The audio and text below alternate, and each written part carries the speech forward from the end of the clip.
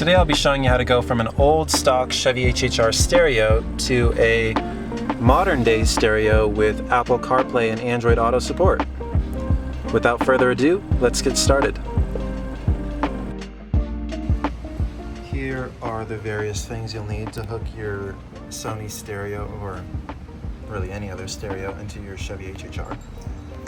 So first I've got the Metra GM Double DIN multi-kit, and really it's just a frame and two plastic brackets. Then I have the data harness, which is this thing. It comes with a chime module, which you'll be plugging into here to retain your chimes and all of your door alerts and all that. And then this harness, it's supposed to come with your, in my case, the Sony stereo. And you're just going to be plugging all of these wires, or you're going to be connecting them to all of these wires. And I got the reverse in as well there. Okay, so we got the ISO PK screws, which these are the screws that are for hooking the harness into your stereo. And then I also have like a pack of 15 butt connectors just to make it easier. Oh, and then I have the adapter cable, which you're going to need to use your existing adapter. Then I got the Nutter Butters. You can never go wrong with Nutter Butters. I'm going to start hooking up the connectors together, or the wires together with those connectors, and we'll go from there. I have the reverse in wire here. It is purple and white, and in my case that would connect to the green and purple wire, which is this one. And then I also have the orange white, which is the illumination wire, and I have an illumination wire here too. So in my case, I would be connecting this illumination wire. And then I also have this white blue is an amp remote, which I won't need. And then as for the blue is the amplifier turn-on wire, which might be this blue-white one. And then blue-pink, that's the VSS speed sense wire, which in my case I don't think I'll need.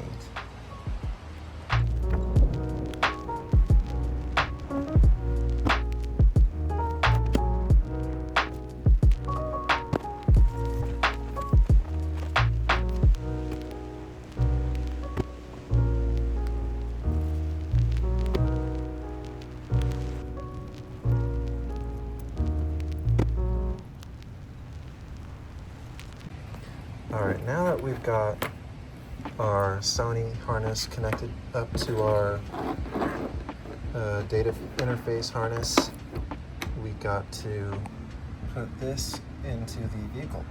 Gotta be really careful with these screws here, because this plastic is really fragile, so it's really easy to break. So just be careful when you're putting those screws in. Kind of got it even. It's good enough. It's good enough. Now the first step is to take off this trim piece that's surrounding our stereo unit. Now I've got this trim tool. Just gonna lift this out of there. Just need to be a little bit careful. Make sure not to break anything. And by anything, I mean the brackets that are holding this in place.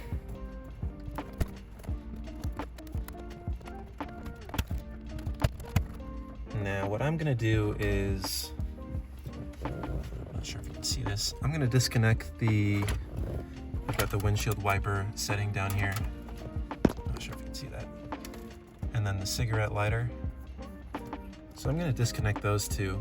I'm going to keep this, I believe there's a passenger airbag sensor here on the top. I'm just gonna keep that plugged in. I mean, what you really gotta watch out for is you're not supposed to unplug that when the car is turned on. I'm pretty sure you can unplug it when the car is turned off, but I don't really have a need to. I'm just gonna put this right on the dash and just move it out of the way as soon as I unplug these two bottom pieces. I'm gonna unplug the bottom ones. It's just a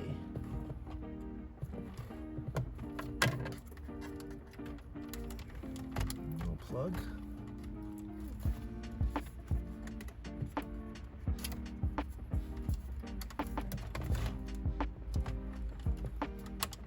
Yeah, just a simple press plug. Move this onto the dashboard. Okay, that's out of the way, and you'll see here that there are four, I believe, 7mm. There's four 7mm bolts. Oh wait, no. 1, 2, 3, and 4, 5, 6. You don't need to take off this AC control. You just need to take off the top bolt, because that top bolt is holding this stereo unit into place. So I'm just gonna go ahead and do that.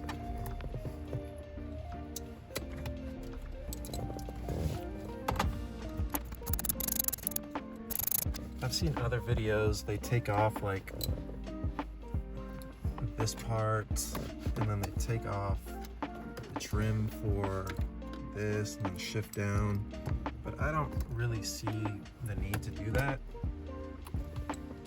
because I mean, we're just taking out the stereo. I'm not really sure what the purpose of taking out everything else is.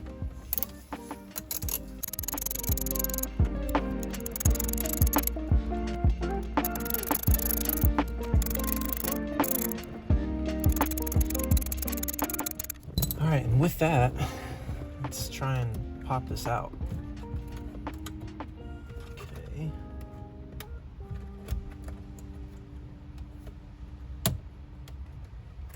So I'm kind of moving this AC control out of the way.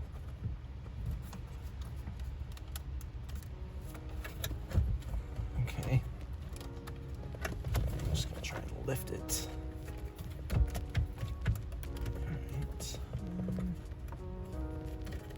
Okay, it probably would make it easier if I took out the AC controls. Oh, no. It's still easy. Okay. It's pretty tight in there. I'm just gonna unplug the back.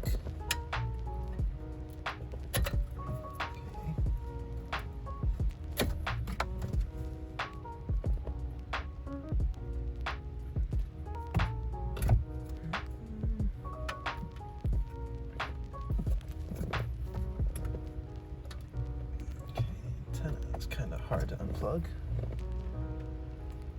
Not sure why.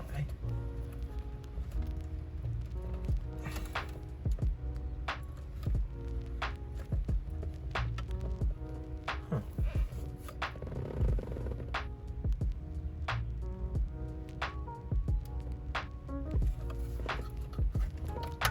Okay, there it goes. So here is the old stereo unit. Now I'm gonna go ahead and replace it with the new Sony. Okay, so now all we really need to do is plug the cables in. So I've got the vehicle antenna adapter cable. I'm just gonna plug that right into here. All right. And then I have this is for a backup camera. I installed this in a prior video. going to, oh, right. So I need the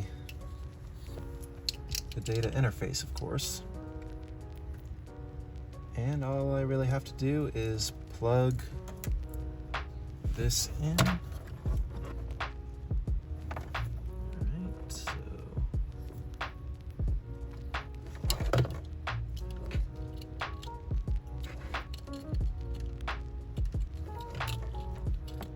okay, just making sure I can only go into one of these cables, not both. Alright, there's that. Oh, that scared me.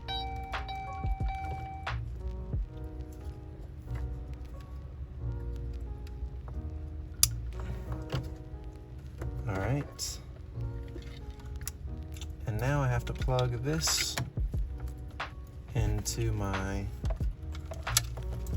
stereo unit. Okay.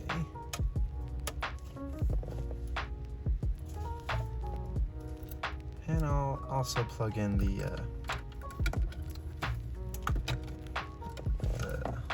antenna adapter. Okay. And then heck, I'll also plug in the backup camera. I'm still trying to figure out how I'm going to use these USB ports. I'm thinking at least for, yeah, USB port 1, USB port 2. This is the one that you use for the Apple CarPlay. This is really just for like a USB stick for music. But I think I'm just going to get a cable or get a wire and then go from underneath there, back around here, just put my phone right there and plug it in.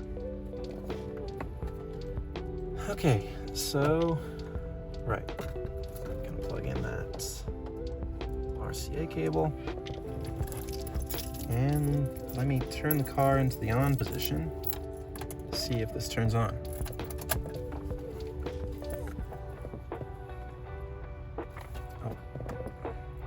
Oh, it's got power. All right. Seems to be working. I'd play some music, but I won't. But yeah, it seems to be turning on just fine. Oh, let's see if I can see that rear cam. No video signal, so that's not a good thing. Probably have to solve that somehow. Well, anyways, the stereo unit itself seems to be working, so it's a good sign. Now I just need to put it back in. This is entirely optional, but if your car doesn't have a mic, which this 2007 HHR does not have a mic, you'll want to wire a mic up. So on this Sony stereo, the mic connection is that little red circle right there. It's a 3.5 millimeter jack. And what I'm gonna do is I'm just gonna snake it through here, that little opening. I'm going to maybe put some electrical tape and attach it to one of these wires underneath the dashboard so that it's not loosely hanging.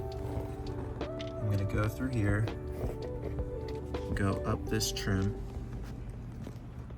all the way up the trim,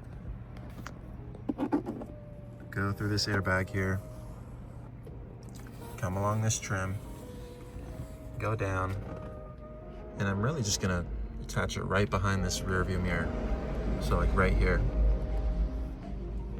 And yeah, that's really all you need to do for that. All right, one thing I noticed that's an issue for this particular chassis is this part. This little clip blocks the trim from getting on. So what I'm gonna need to do is get some kind of saw or like Dremel tool and just cut this off.